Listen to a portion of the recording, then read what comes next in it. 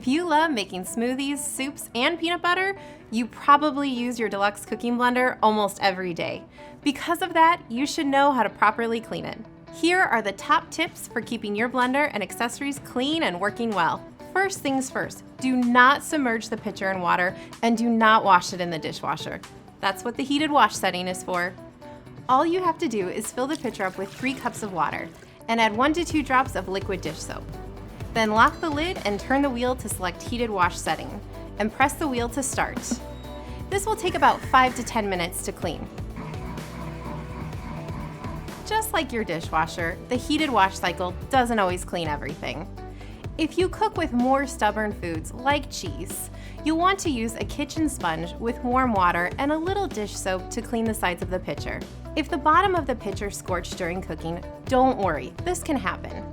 Scorching can occur when you cook with high sugar and dairy-based foods on the sauce, jam, or puree settings. It can also happen after heated settings if you leave the food in the blender for too long because it will continue to cook since the pitcher is still hot. To remove the scorched foods or residue, just add a little water and dish soap to the pitcher and use the dual-sided cleaning brush to scrub the bottom. If it needs a little more cleaning, there are 2 easy ways to get rid of the rest of the residue. First, you can use a salt and oil paste. Pour 1 cup of salt and 1/2 cup of oil into the pitcher. Lock the lid and select the custom blend setting. You'll want to blend on the lowest speed to break up that burnt-on food. Or you can use ketchup. Just add enough ketchup to the pitcher to cover the bottom and let it sit overnight. Then scrub with the dual-sided cleaning brush.